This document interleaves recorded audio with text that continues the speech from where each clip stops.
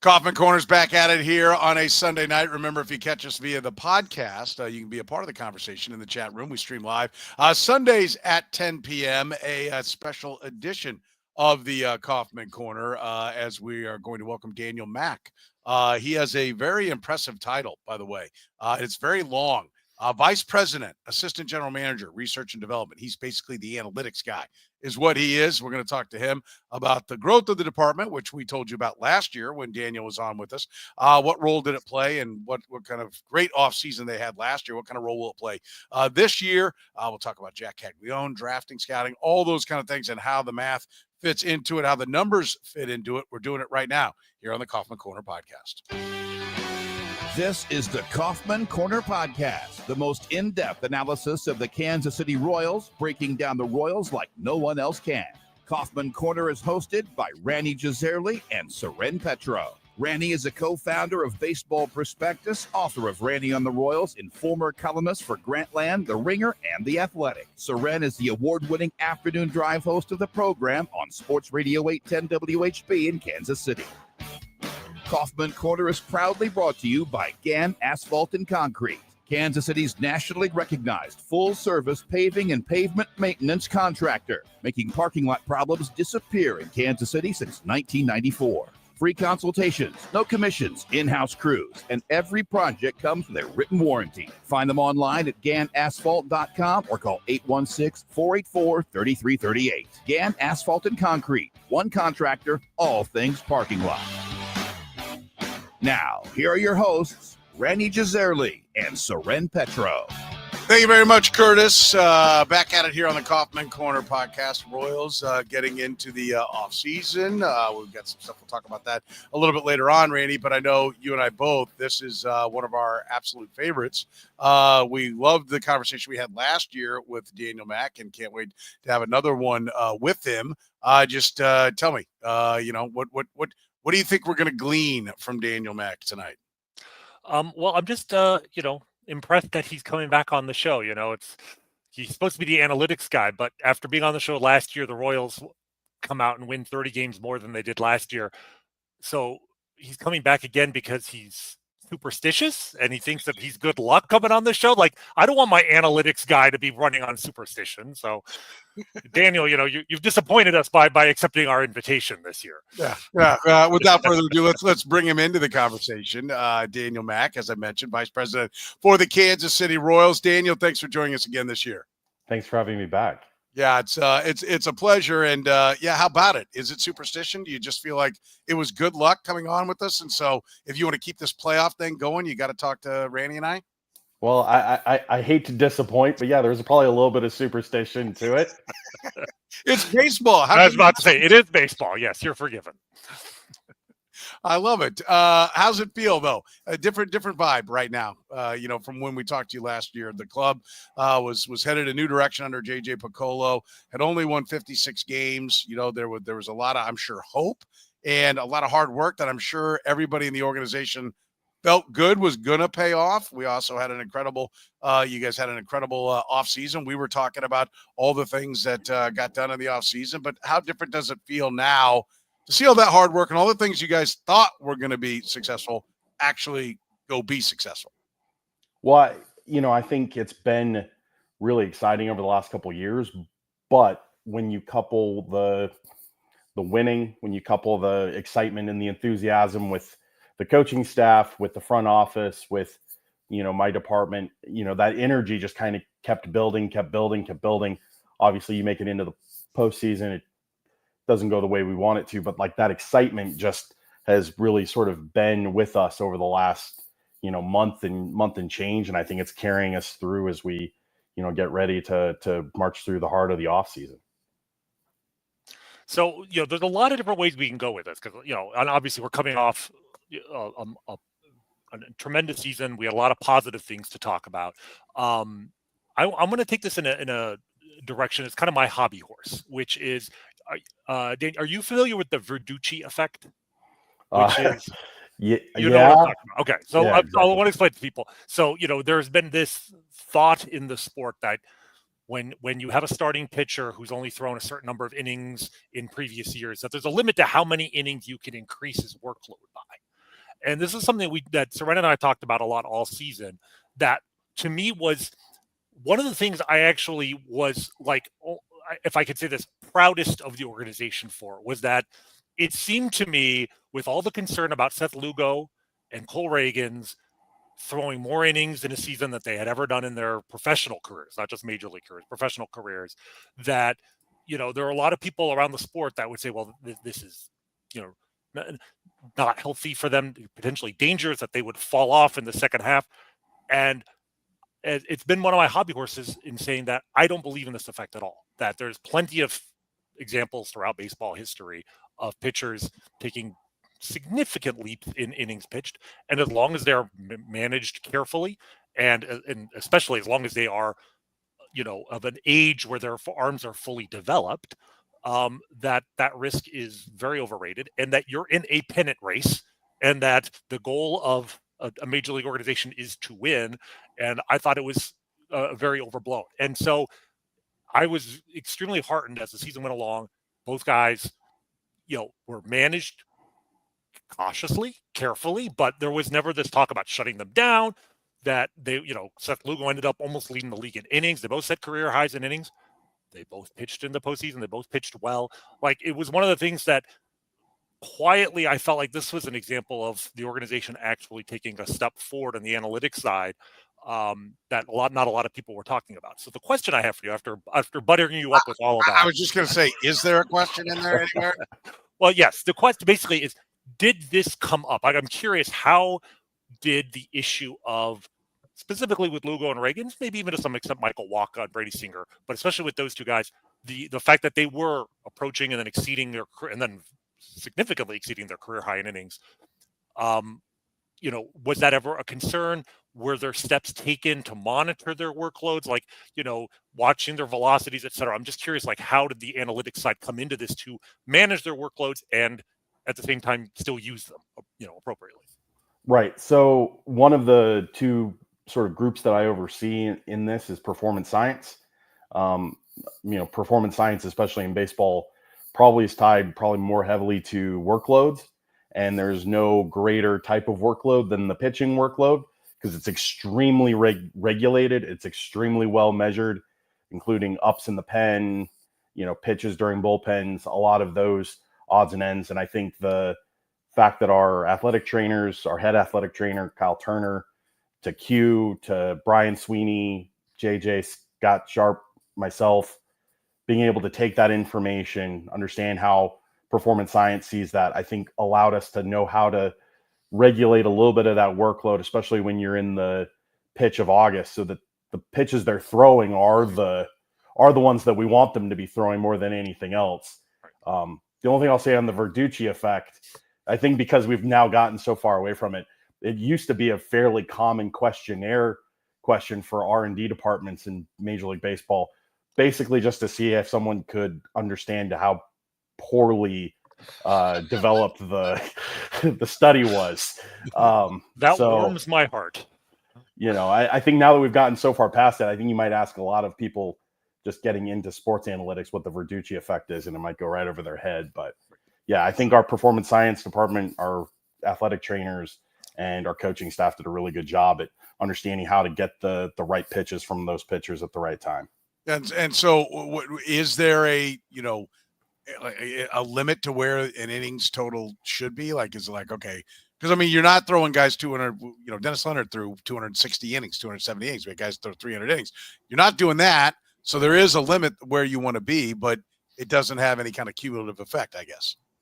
Well, I think it's the days of the 200 plus inning starter feel like they're behind us, particularly because of the respect for the third time through the order, right? It's going to prevent so many more arms from getting there. I think Lugo, Wacha, Brady, Cole, like they all showed the ability to pitch deeper into games, but a lot of times that's because they were exceptionally efficient at when they started to see the third time through the order. And I think Q was always trying to manage where their effectiveness would start to wane and where we could, make good use of our pen to pick up from there. Interesting. All right. So then, how much, so it's not really, that a fear of injury. It's just an effectiveness equation to it. So that's with the starting pitchers on a quantity. What about relief pitchers? Relief pitchers get leaned on more and more. They tend to be max effort guys. Is there data that says this is how far you can go with the reliever, or never on back-to-back days, or only back-to-back but never back-to-back-to-back? What? How is the usage of relievers been changed by analytics and what the past history and data says? Well, I think partly I think the two groups that I oversee sort of explain how this is done in two different ways. I think you'll see that a lot of understanding about trying to get strikeouts out of the pen, trying to get the most convenient, efficient outs are through strikeouts. That usually comes by maximizing stuff.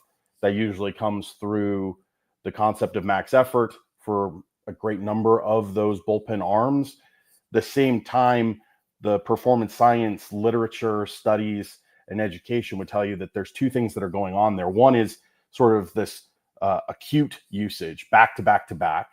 But then there's the chronic usage, which is over, a much longer period of time, have those pitchers acclimated to that kind of usage. And if they have, they're probably actually in the right kind of training cycle where you can continue to go to them, given that they're effective. But it's when those two things happen in two different ways, right? They are being used back to back to back when they have not really done that a whole lot, or they have basically been used in a sort of an undertrained fashion where they've really haven't been used at all, and then they get used immediately in in really successive fashion. So, it's kind of get the most from an arm in that position, but also understanding, is that part of what their normal season has looked like so far to that point in time. So, when we kind of talked last year, I think the Royals had just signed Seth Lugo. I don't know if they had signed Michael Wacha at that point. And we were certainly, optimistic, but I think it's fair to say that both of them certainly met and probably exceeded everyone's expectations. I mean, obviously Lugo, already one of the great free agent signings in the history of the team. Michael Wacha re-signed, obviously a long-term extension. What I find interesting is both of those guys, they had a history of success, but both of them seemed to unveil new pitches in the course of the 2024 season. Now, Lugo's, I don't even know what would count as a new pitch for him. He throws like 12, right? He showed I think he had an interview at the All-Star game where he showed like 12 different grips. But Fangraphs lists him as throwing I think it was a new cutter and even a new splitter that was showing up in the data results. Whereas Michael Wacha, who famously has always succeeded with an incredible changeup, but has always been known for not having a great breaking pitch, was being shown as throwing a slider, significant percent of the time for the first time. I'm curious with both of those guys, but I guess more with Wacha, because Lugo, was a kind of a pitch wizard. But with these guys, like when you sign them, do you already have an inkling that they might be able to be taught a new pitch? Is there anything in the data that says, that led you to believe that Wacha could pick up a slider fairly well? Or is that simply a matter of getting him with Brian Sweeney and your pitching people and trying to figure it out after the fact and just kind of hoping that based on their pedigree that they'll be able to pick up a new pitch? I'm just curious how much analytics can help you before the pitcher's even picked up the new pitch and determining this guy is a good guy for us to sign because we think we can teach him another pitch. Well, definitely, and especially in the free agent realm, you're talking about a pitcher like Michael Wacha, who's had an incredible amount of success, albeit in these sort of 1-year contract kind of stints. And I think part of the growth of our organization, especially over the last few years, has been maybe more well-rounded communication between what we see from our pitching models, the work that our analysts do when they look at these types of players, but that conversation's happening with Brian Sweeney and Zach Bove, who are, very open and almost always looking for a way to help elevate a player of ours by giving them a new pitch or understanding how to modify it. And then even as it relates to our minor league system with Paul Gibson and our pitching leadership on that front, like there's there's just a lot of communication, and our scouts as well, clearly understanding what they do and how they do it, and the combination of some video there for those types of, for the coaches and the scouts to be able to see the right kind of supination or the right kind of pronation that might indicate, well, potentially Wacha could be a good candidate for this kind of slider. Obviously, when they come into camp, that's where you understand how potentially open-minded they are. And, Seth and Michael are, extremely open-minded folks. They love the art of pitching and, are looking for ways for them to continue to be able to attack hitters. And, I think that gave, Michael one more weapon so that his changeup could be exceptionally effective. How much do you work with Brian Sweeney? I mean, because he obviously, had a great year as well. The whole organization did, obviously. But, how much does the information go to him, and then he sorts out what gets the players? How much of it goes directly from your department straight to the pitcher? Oh, the best part of Brian Sweeney is he's built – he always refers to it as a team.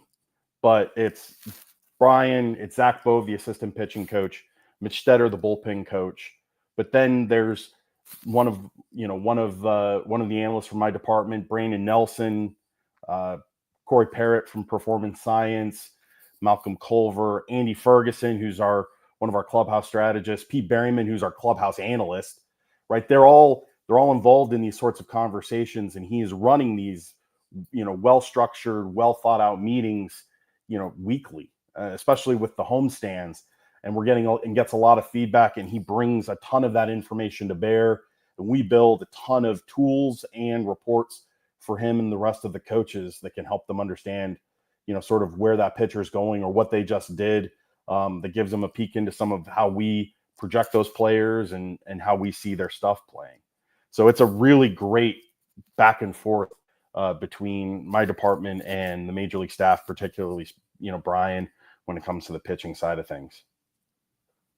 And on the same subject of pitchers kind of, starting pitchers specifically, performing better than expected. I mean, the in-house success is Alec Marsh, right? A guy who, had, what was well thought of coming out of college, but the minor league performance was never there, right? But all the way through the minor leagues, we kept hearing, the stuff is there. Like it's major league caliber stuff, even if the numbers didn't necessarily add up. And, sure enough, he, wins a spot in the rotation in spring training and was, one of the best number 5 starters in the league this year. I'm curious, were there tweaks made with him between last season and this season, and new pitches, new approaches? Did he take a lot to the data that he was getting now at the major league level and working with the team to refine his stuff? I'm curious how that affected with his results. Well, I think there's a couple of really interesting things in there. One of them is Alec's growth through the last few years, even in the minors to last year or 2 years ago at the major league level. Where we would open for him from time to time. And then last year where he was able to take those reins and pitch with a fairly high workload. That I think talks a lot about to the growth of our, major league pitching coaches, right? The ability for them to continue to work on some of those weapons, refine the usage, refine how he's attacking, and making that all very clear to him. So he's going into the offseason looking at how to better use the weapons he knows he's being asked to use at the major league level. But I also think the second part of that goes to the free agents, to Michael Wacha, Seth Lugo, them bringing that type of mentality to how they pitch, that open-mindedness and some of that camaraderie, I think also helped reinforce to the guys that were coming up through our system how to better go out and prepare. And, when you watch them work as a unit, I know the broadcast would, catch them having sort of the post-start huddle, which I thought was always pretty incredible. But, and it's not like they're just carbon copies of each other. I think they all prepare still differently, but there's a thread that runs through a lot of that preparation. So those two things for him are kind of going hand in hand. It's that slow growth to continue to refine what he does well, but it's the follow-up of having really good teammates that help encourage that kind of growth. We're, of course, going to talk some more with Daniel Mack here on the Kaufman Corner podcast. The Kaufman Corner podcast is always brought to you by our friends at Gann Asphalt and Concrete. Gann Asphalt and Concrete, proudly serving the greater Kansas City area. Nationally recognized full-service paving and pavement maintenance contractor. Parking lot problems? They've been making them disappear in KC since 1994.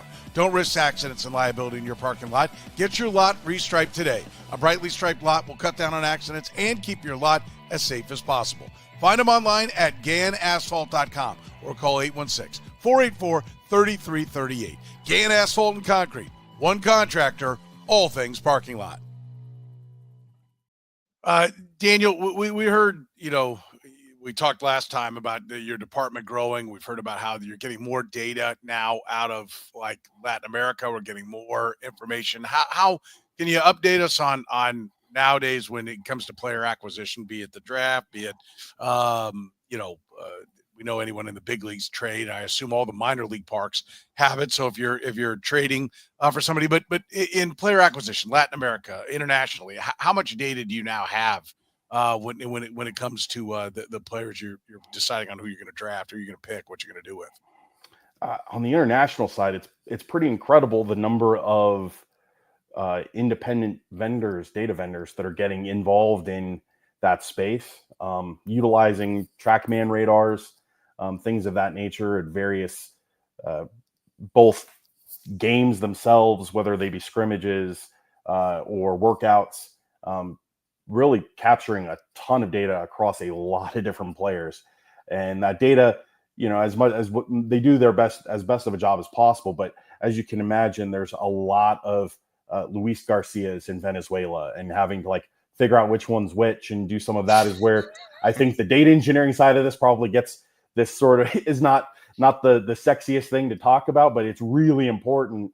And as some of our analysts, Michael Cifuentes, others have done a really great job at figuring out how to put a lot of that together. We're building some really interesting data history on a number of players that, won't be signable for the next few years.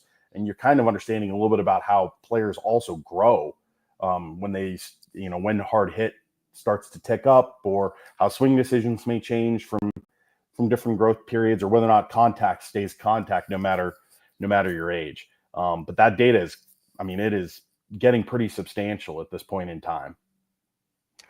Do you feel like that makes it, easier, or at least less risk with a lot of the Latin American players, in the sense that, they're normally signed when they're 16 years old, and, you'll get a guy who signs like Salvador Perez for $60,000 and turns into a multiple-time All-Star, and then you'll get the $3 million bonus baby who doesn't make it out of A-ball, because you're signing these guys so young. Is having more concrete, objective data, do you feel like that takes a little bit of the guesswork out, or does it just make it harder in the sense that you just have that much more data to sift through and try and figure out who to actually sign? In the grand scheme of things, it should be making things less risky. What it's doing is it's making the market more efficient, right? Other teams are getting better at this. We have to continue to get better at this. We are, our international group has, added a lot of different, advisors recently. Rene Francisco still oversees it. Daniel Guerrero is the director there. Daniel's taken a very data forward approach to how he approaches the job. We're still a very scouting centric organization, and that shows up in our international work. But the things we're trying to do with the data, the way we're trying to make sure that it gets to the decision makers, is because if we don't do that, and other teams get better at it, then we're only left with the more risky players. So we have to keep doing it if we want to be able to compete in that space as freely as we do right now. Will it take away the really awesome $60,000, 16-year-old who ends up being able to throw 98? I don't think so, because there's a lot of projection that still has to happen. And I'm not sure data is going to do much more than give you a really nice risk profile, but it's still a profile. And so there should be some of those really interesting stories that still come out of there. It's just, you can't bank on those just by pure, eye test. What did the data say about Jac Caglianone? We know he looks like a Marvel superhero when he's saying. but he would just the swing in the bat and everything. You're like, my Lord, is this Captain America? Like, get him the suit right now. So he looks impressive, right? He checks the getting off the bus box real well, and he can obviously crush a baseball. But is that it? Is it like he hits the ball hard and that's all we need to know, or how much data went into the drafting of Jac Caglianone? Well, I think that hits on a few things, and it kind of runs in parallel with the international space as well, right? We brought on Brian Bridges last year to be our amateur scouting director. Brian had come originally from the Braves, right? So very scout centric. Spent some time with San Francisco where he got to see how that model worked under Farhan and others, and I think came to us with a really healthy idea of how he wanted to balance those two. We've had a model operating for the last decade. It's one of the things that I've spent a lot of my time on personally. I'm very excited. I always love that part of the R&D space. I still do. The thing that we've always been able to do is show sort of how we see players, and we had Jack very high up there. The hard hit is you don't need data to see that. But one of the more impressive things that he does do is he makes a ton of contact. And so when you think of guys that hit the ball that hard in the college space, you tend to see more strikeouts. You tend to see more swing and miss. And with Jack, it was kind of going in the other direction. He was bringing his strikeout rates like under 10%, putting up contact rates that, are, similar to Nick Lofton when he was in college. Right. And I think those are the things that you hang your hat on. We're going to look for his swing decisions to continue to improve. We've thrown him into the furnace already, right? He was in you watched him sort of slowly keep coming. And then I think in the championship game last night, I think he had, 3 or 4 hits. And we were in Arizona for some pro scouting meetings that happened to coincide with one of the home games for a surprise, the team he was playing for. And you just see him do things that are insane. It's check swings, half swing, ball is a rocket that if the shortstop doesn't make a great play is a double, right? And that's just him kind of, getting caught in between. And then when you see him not get caught in between, those are the, those are the balls that get out in a hurry. Yeah, we, his numbers in A-ball and even in the AFL, the performance numbers were fine. There were nothing exceptional, but certainly for a guy in his first pro season, we're totally fine.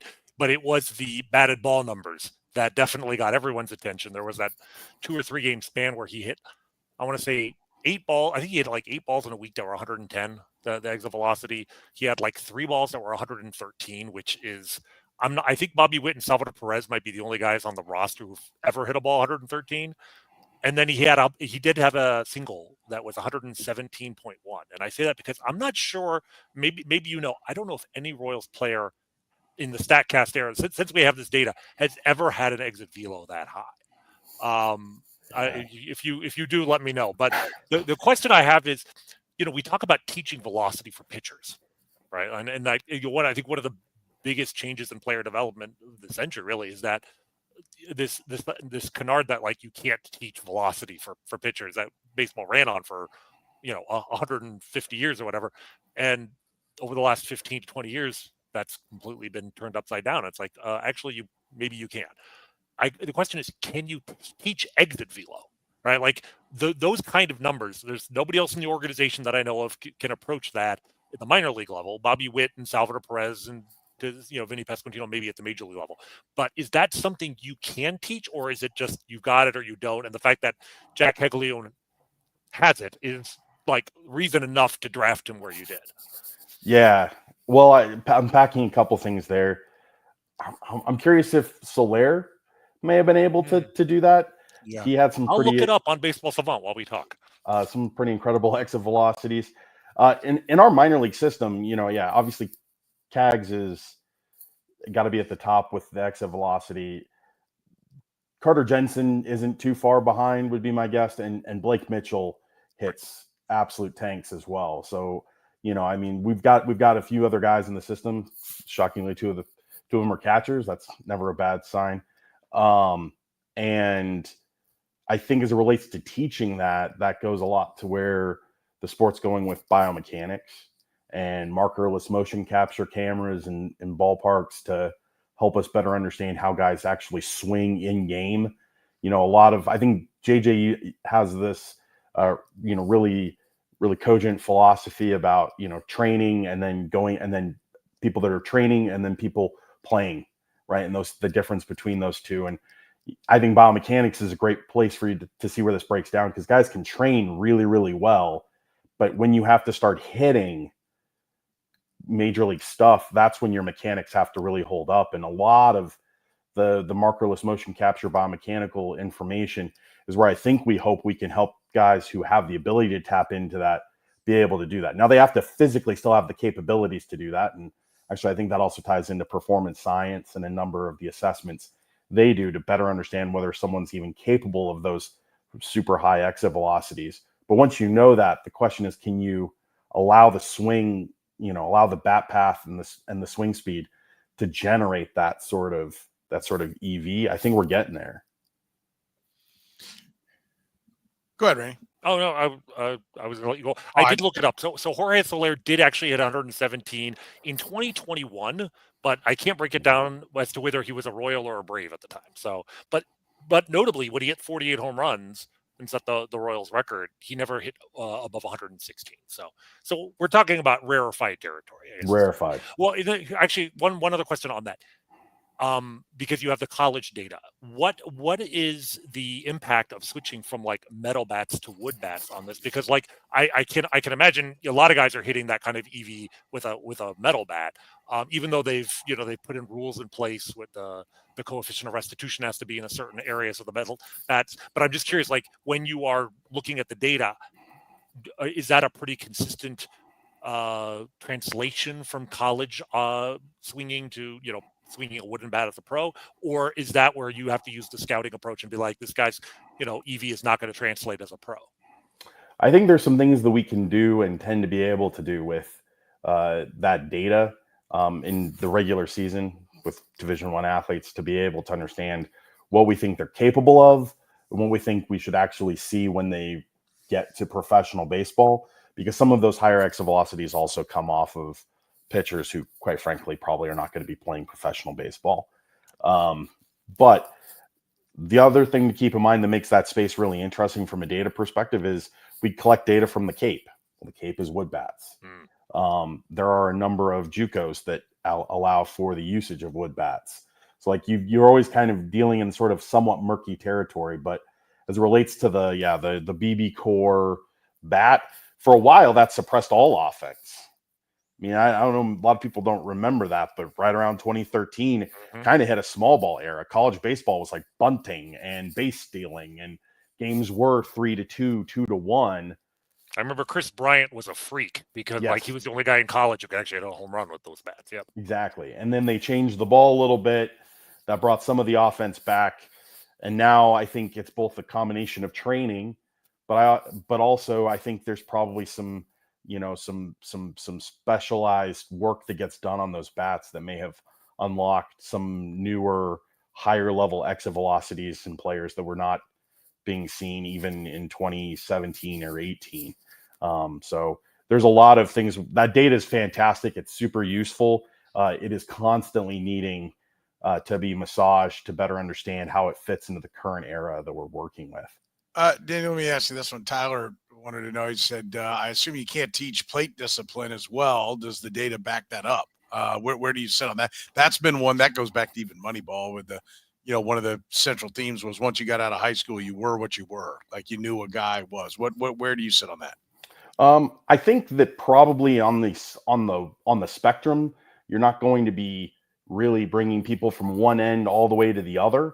But I do believe that a lot of the work that's gone on in our minor league system and even at the major league level with Alex Zumwalt and Drew Saylor and Keone Durin and Nick Jackson and that group, the belief there is that preparation helps mitigate a lot of that. So can you make someone an excellent in swing decisions if they've never been good at them?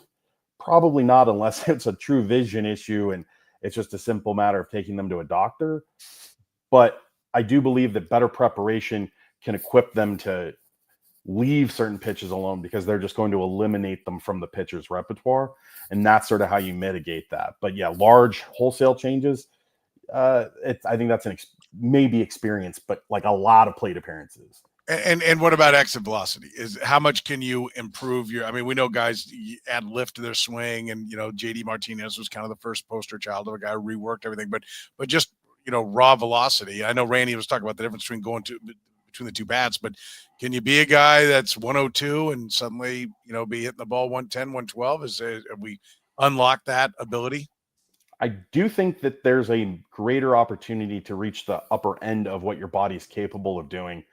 But once again, it's, through physical assessments, understanding if someone is cutting themselves off, has, maybe less, more restriction in their hips. And if so, modifying the mechanics to make the swing a little more efficient. But then again, they still have to do it against major league stuff. So, there's hope should spring eternal, but it's not like there's an easy fix to every problem. And yeah, on the subject of plate discipline, I was going to save that to the end because it's one of the few things that's not like a heartwarming story of the 2024 season. The Royals were still 14th in the league in walks, but when this is an issue I've been talking about since I was about 7 years old, so it's certainly not a new thing. But what I think is interesting is that you look at who the organization leaders were in walks this season, like majors and minor leagues, right? There were 3 guys in the entire the entire organization that drew 70 walks this year. They were Blake Mitchell, Carter Jensen, and Javier Vaz. And Mitchell and Jensen were, to me, clearly the 2 best hitting prospects that were in the organization all season, as opposed to Caglianone, who was drafted. And Javier Vaz, you could argue for a lot of spots for him, but he's, to me, clearly a top 10 guy. So the point is, the best prospect, 3 of the best hitting prospects in the system, also showed the highest walk totals. Is it fair to say that that is a reflection that while it is difficult to change a horse midstream and to take a 28-year-old major leaguer and teach plate discipline to him and have him improve dramatically, that there is this focus on bringing in players who are through the draft who have that plate discipline gene, but also teaching 18, 19, 20-year-olds, and that you probably are going to have a little bit more of an impact on getting them to focus on strike zone and using walks as an offensive weapon, et cetera. Like, is that something that is a focus and that you think will pay? We'll see that result at the major league level here in the next 2 or 3 years. I am a huge fan of OBP. I can't stress that enough, and it is one of the many traits that I value the most in a hitter at the major league level, the minor league level. I like hitters in college that walk, given the rest of their offensive profile. I think it's something that we continue to push, and I think you will continue to see us, use that, more at times. That being said, there's a wide variety of profiles that we prefer from an amateur perspective. Some of them don't correlate as well with OBP, and that's a constant conversation and one I've had for many, many years. I think Javier Vaz is a great example of the types of players that R&D departments tend to value, and there's part of that's because he knows how to get on base. Yeah, for sure. How is this offseason, different for you than last offseason?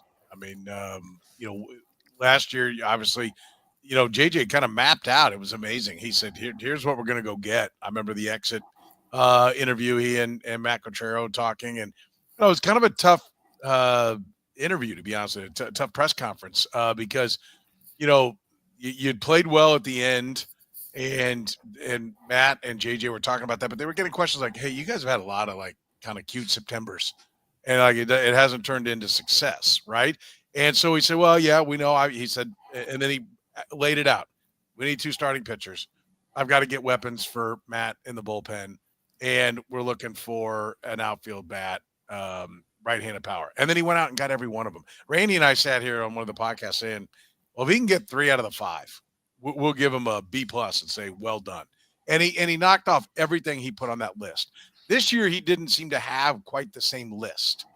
Was that, is that made this offseason different, and what you've had to do? Is it, more of just like, everything's on the table, and am I wrong? Am I looking at it wrong? It seemed like there was like kind of like a definite plan, and that would seem to have been able to give you and your team, a great direction to go to try to lay out the information JJ needed to try to knock all those, things off the list.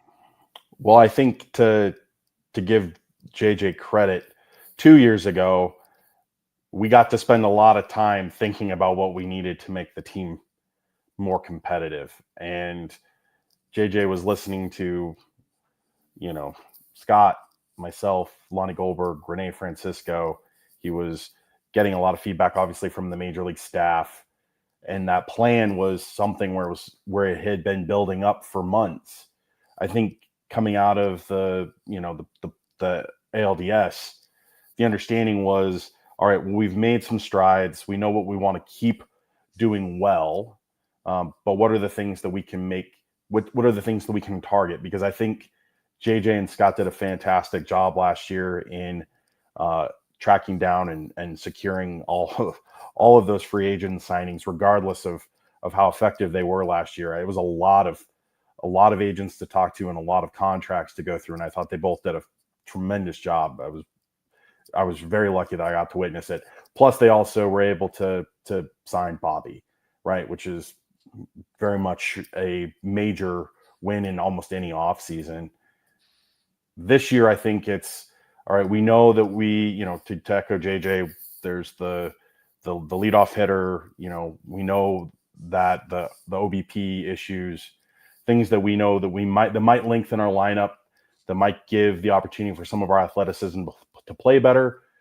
Does require us to be able to have more stretches of getting people on base in front of our best players. That means that there's fewer players for us to talk about, but that means there's a lot of really other interesting solutions to that, to solve that problem, whether it's through trade or free agency, understanding some of the players in our own minor league system, whether or not we want to be focusing on relying on them to come up at some point during the year next year to help provide some of that help, or once again, if it's going out and getting some player during this off season. But I think it's a narrowed focus, thankfully, because we checked so many things off the box, so many boxes off last year, that it's given us just a better chance to focus on what we really want to make sure gets done heading into the offseason for that team. So you brought up Bobby Witt, and I feel like on the one hand, it's like, we could sit here and talk about him for hours. On the other hand, I'm just curious, like, we could literally say that we've never seen a player quite like Bobby in a Royals uniform, and just in terms of the breadth of talents. Do analytics even matter? Like, how much of his success is because he actually works with the data and is aware of the data versus just the physical gifts with him? I'm just curious, when you have a guy we all knew he was a great player, we all knew he was a star, but he went out and had arguably the best season in the Royals hitters ever had. It would have been an MVP in 90% of seasons in Major League history. How much does analytics even play when you're talking about a talent that's that transcendent? I think the role it plays says even more about Bobby than anything else, which is he's constantly looking on ways to improve himself. And I think that's where maybe Kansas City is very lucky that they live in a period of sportsdom where there are multiple athletes on multiple sports teams that are both physically gifted, mentally gifted, but also willing to be self-critical of their own of what they do and continue to get better. And Bobby is a great example of that. Even just watching him come up through the minors, witnessing him at the alternate training site during the 2020 COVID season, watching him over the last few years as he continued to get a little bit better and a little bit better and a little bit better. And, the way he consumes that information it's impressive. He has his way that he wants to go through it. We do our best to provide him, Alex Zumwalt, and others with some of that information. We always want to continue to get better at helping that, but he is actively witnessing what he thinks he is good and not good at, which means he's comfortable looking at information that may not be rosy to him. And then that athleticism is what's allowing him to improve at the highest level of our sport. And that's pretty cool. I was going to say, I mean, especially like when we talk about his defense, right? Because 2 years ago, I was skeptical that he would be a long-term shortstop, and I was wrong. I'm happily admit that. And I mean, I know the results. He has improved incredibly, from a defensive standpoint, right? For all the metrics say that. I'm not as sure as to how that happened, but so I'm curious, was there a lot of usage of data in terms of positioning, in terms of, is it just a matter of repetition and, just getting ground ball after ground ball hit to him, or was there a use of data there, on his end to make sure that he's in the right position before the pitch is even thrown for every single play, and that over 162 games that shows up and is him becoming a plus 10, plus 15 defender, as in the metrics? Well, so there's two things there. First of all, I think, his work with Jose Aguilar, our infield coach, who we're providing a lot of information to, kind of kept coming back to making, more instinctual movements in the right direction and being able to measure that in terms of ground covered, and his openness to that sort of information. And like I said, being able to look at that part of what he does critically and then work with Jose on ways to continue to get better, and him being able to train in the offseason the way he does. And he came into spring training just already on it. And now that was pretty great. And then I will say, as it relates to positioning, every team has bad days positioning. The ball just sometimes finds the holes. That's part of what makes the sport cool and frustrating all at the same time. The pitchers, you can always understand when they're frustrated by that. I obviously have a great deal of sympathy, because I know that myself, my group, we're putting ourselves out there to give them, to give their defense, put their defense in the best space. So we're always willing to own up when we've had a bad day. Bobby also has always shown that ability to own up on a bad day and want to be able to understand how our positioning is working, whether or not it's making him, putting him in the right spot more often than not. And he's always having that critical conversation, and he's always having that critical conversation in a really positive way. Right. And so that makes it really easy to be able to give information to him, to Jose, to whomever on that staff that we need to, so that he feels like he's always being put in a better spot. And we take that feedback very seriously.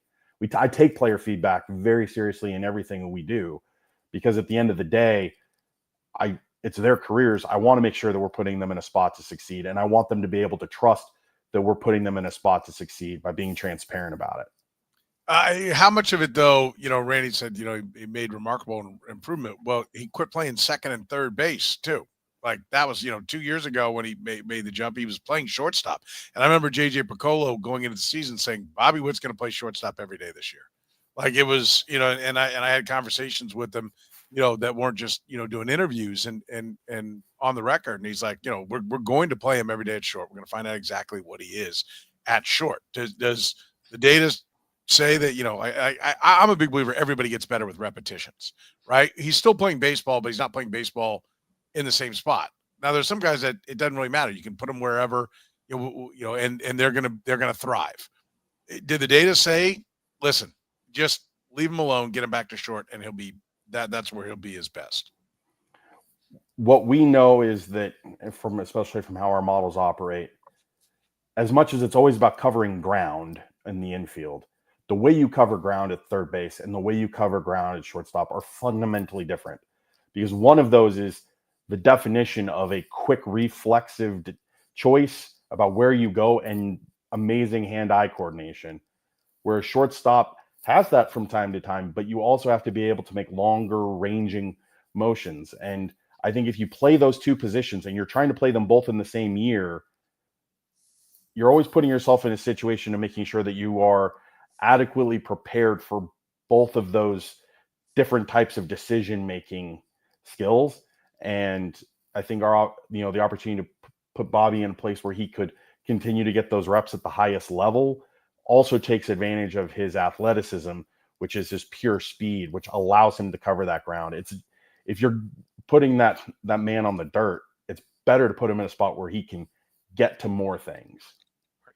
Well, the one other difference between playing shortstop and third base is shortstops get to go back on the ball into the outfield on bloops, right? And the data suggests Bobby's a very, very good shortstop on ground balls, but when it comes to bloopers and balls in the air in the no man's land between shortstop and left field or shortstop and center field, I'm not sure I've ever seen anybody that is his equal. I mean, Ellie De La Cruz in Cincinnati, who's also an elite speed guy, is very, very good. But I'm curious if the analytics say anything about, like, is Bobby like just off the charts when it comes to, because those are balls that if they fall in, it's nobody's fault, right? You just, if a blooper lands, a blooper lands. But if you can turn that into an out, it counts the same as making a great defensive play on a ground ball that people expect you to make.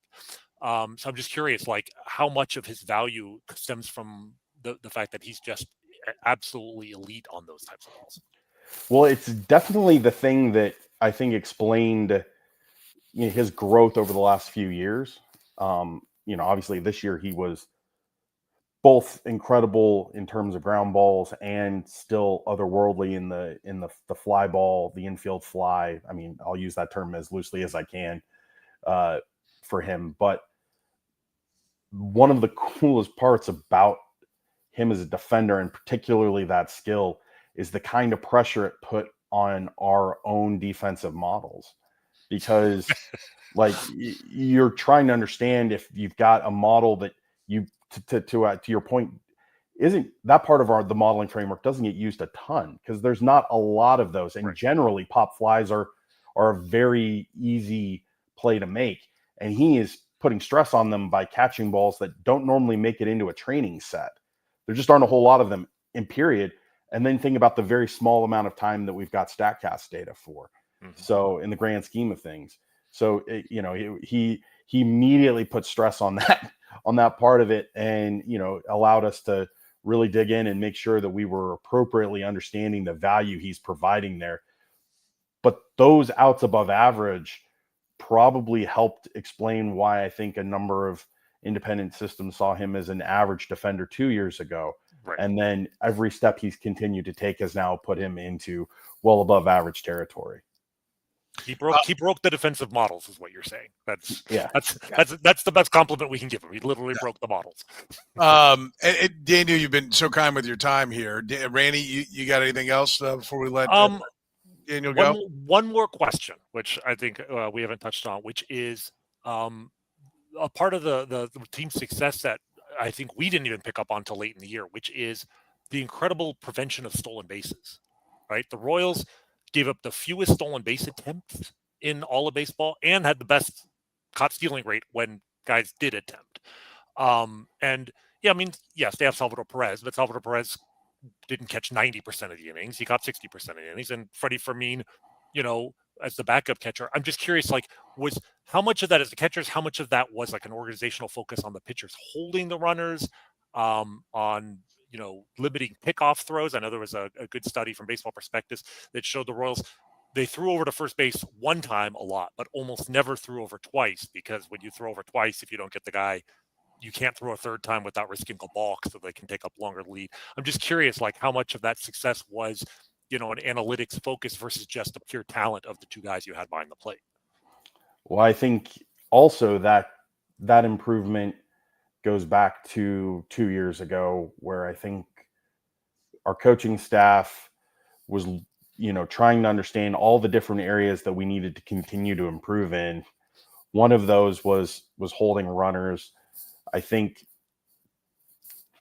Fermin was a finalist for the Gold Glove this year, and was doing that as, Salvador's, understudy. Says a lot about his defensive skill. We measure that defensive skill in a very elite fashion. The whole thing, both the stolen bases and the framing, and the whole blocking balls. That whole suite. I think our starters, to kind of give the free agents also some credit to this, decided that was part of the culture of what they wanted to be good at, right? And both Seth and Michael are incredible athletes to go along with it. And I think those those guys, Brady, who's hard to steal on because of his delivery. Like, there was a number of things that I think we were able to do that contributed to that. But our coaching staff making certain parts of that an emphasis heading into this year, coupled with the catchers, I think was just a great example of lessons we learned from 2 years ago and how they sort of propagated through the team. Daniel, like I said, you've been so kind with your time. I mean, we could open it up and talk about where to put the stadium, what the analytics say about that. You know, we could go down that road. We could throw some rumors at you, those kind of things. But we're not going to do that. We really want him to keep his job, so we'll I appreciate that. Appreciate it. Well, Thank you. We like that. You know, we get a vice president of the Royals to come on and talk to us. So we're not messing around with that for it in any way, shape, or form. No, but listen, we're always a lot smarter for having talked to you. We really appreciate the time, and congratulations. Obviously, last year was such a success, so much fun as Royals fans. I know Rany and I, you know, we're just giddy on Sundays when we sit and talk. We talk about real baseball and everything. And, you know, I know how much work went into it. You rattled off so many different names of all the people. I know it was truly an organizational effort to get it done, but it was a great season. It's great. It's so much more fun around here when the Royals are good because baseball's every night, and it was awesome. So thank you so much for giving us a great season, your work, everybody's work in the organization. Thanks for giving us your time tonight. Thank you. Thanks for letting me kick off this first part of the bringing the luck to next year. So I appreciate it. There he goes. Daniel Mack, Vice President for the Kansas City Royals, joining us here on Kaufman Corner. And love that guy. Love talking to him. I mean, he's so thoughtful and, you know, obviously very, very bright. You know, we've talked about all his different degrees and all the great schools he went to, but also does a great job of talking down to dummies like me, you know, so that I can understand where he's going from. But well, when we had him on last year, I mean, we're coming off, you know, a tough season, and, you know, and I probably said some things I shouldn't have said about the Royals and was feeling down. And honestly, having him on and you know, I knew he was a part of the organization. I knew his resume, etc. But talking to him then, seeing how down to earth he was, how thoughtful he was, how, like, all the things that frustrated me, it wasn't like the Royals weren't aware of them. Like, he, you know, presented not just himself, but the organization so well in terms of, yes, we know that A, B, and C are issues. This is what we are thinking or trying to do, etc. That was maybe the moment where I started to think to myself, you know what, maybe, you know, 106 losses notwithstanding, maybe the organization is actually heading in the right direction. And then, of course, they went out there and proved it, you know, with a bullet this year. So this year's conversation, you know, hopefully will just lead to even bigger and better things next year.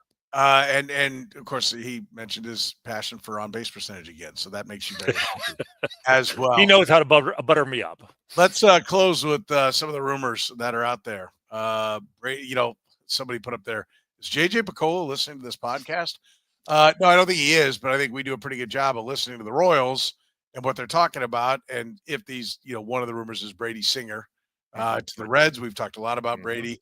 And this would be the time to maximize the value on a return because there's still two controllable years for him. So he's been largely healthy his entire career. So you could get a big return on him. And Jonathan India is the name that's being thrown around. I don't know. One of us, let's see, who's got a beard and two thumbs and was talking about, oh yeah, it was this guy right here. You know, those names we've heard on base in the leadoff position. Mm-hmm. I mean, what do you think about that? Let's address that. Yeah, I mean, we discussed this exact idea, and yes, you brought it up. You know, it kind of slipped my mind because I was looking at left fielders and India's a second baseman, but he really only played second base this year for the Reds. I think was it Matt McLean was the guy that they were hoping to be their second baseman. And you know, India could move to left field. It on paper it makes a lot of sense for both teams in the sense that the Reds want pitching, the Royals need on base. And India's got elite. We talk about plate discipline. If the Royals make that move, you can definitely say that plate discipline is part of the reason. I think his chase rate was like 97th percentile this year. Like he does not swing at bad pitches. He drew 80 walks, which, you know, I think only one player this century has drawn 80 walks, Carlos Santana, for the Royals a couple of years ago. So it makes a lot of sense. I think. If I'm the Royals, I don't know if I make this trade straight up. I think Singer is worth a little bit more. And, they both have 2 years of club control. But, I mean, you can just look at, like, wins above replacement. Like, Brady Singer had more wins above replacement this year. He had more wins above replacement over the last 3 years. Over the last 2 years, they're about even because Brady had a terrible 2023, but he had a good 2022, 2024. I just think a durable starting pitcher is worth a little bit more than a position player with some positional question marks as to where he's going to play, who's got good power but not great power, and notably is coming from maybe the best home run park in baseball, right, to Kauffman. Like, he's hit 63 home runs. He's averaged about 15 home runs a season in his career. But according to Baseball Savant, if Jonathan India had played every single game of his career in the Great American Ballpark, he would have hit 84 home runs. If he had played every single game at Kauffman, he would have hit 42. Right, literally twice as many home runs in Cincinnati as Kansas City. And the reality is he's hit 63, exactly the average, because he's played half the games in Cincinnati and half on the road. But I worry that if they get this guy, he's not going to be a 15 home run guy. He's going to be an 8 to 10 home run guy. And even though the on base is good, it's not great. He had a 357 on base this year, 352 for his career. I think he'd be an addition to the lineup. I think he fits the team very well. But that is 75, and it's roughly 75 points higher than what their leadoff.